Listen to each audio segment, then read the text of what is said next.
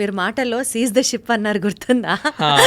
ఇప్పుడు అది సోషల్ మీడియాలో ట్రెండ్ అవుతున్న సబ్జెక్ట్. పవన్ కళ్యాణ్ గారు ఒక పోర్ట్కి, కాకినాడ పోర్ట్కి వెళ్ళి అక్కడ అక్రమంగా బియ్యాన్ని తరలిస్తున్నారు అని తెలుసుకొని సీజ్ ద షిప్ అని అంటారు. అది ఇప్పుడు సోషల్ మీడియాలో it is like super duper trending.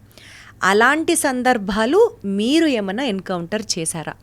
నేను విన్నాను. చాలా ఇప్పుడు ఏదున్నా కానీ సినిమాల్లో చూపించేది ఒక గ్లోరిఫై చేసి చూపిస్తాం, ఎందుకంటే జనాలకి మాస్ ఎంటర్టైన్మెంట్ కావాలి కాబట్టి.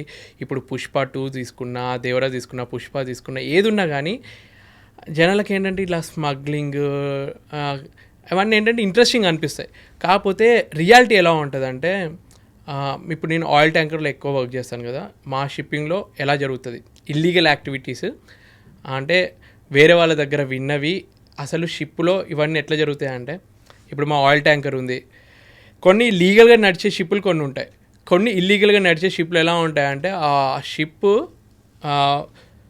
ఒక ప్లేస్కి వెళ్ళి అక్కడికి వెళ్ళి యాంకర్ వేసి అక్కడ వాళ్ళన్ని పవర్ సప్లై ఆఫ్ చేసుకొని వాళ్ళకి సంబంధించిన జీపీఎస్, రెడార్ అన్నీ స్విచ్ ఆఫ్ చేసి పెట్టుకుంటారు. కొందరికే తెలుస్తుంది వాళ్ళ పొజిషన్ ఎక్కడుందో. ఆ పొజిషన్కి వేరే వాళ్ళు వచ్చి అందులో అంత గూడ్స్ అంటే పెట్రోలో, డీజిలో, క్రూడ్ ఆయిలో ఎక్కిస్తారు.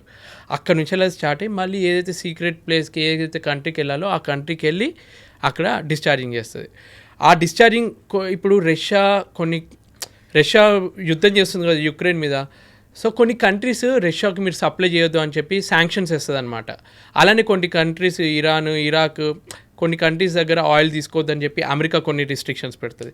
అయినా కానీ కొందరికి జరగాలి, బిజినెస్ జరగాలి కాబట్టి వీళ్ళు ఇల్లీగల్గా ఏం చేస్తారంటే ఇట్లా పొజిషన్స్, దీన్ని గోస్ట్ షిప్స్ అని అంటారు అనమాట. అంటే తెలియకుండా మేనేజ్ చేస్తారనమాట. ఇట్లా షిప్పింగ్లో కొన్ని జరుగుతుంది. ఇంకొన్ని కంట్రీస్లో ఎలా జరుగుతుందంటే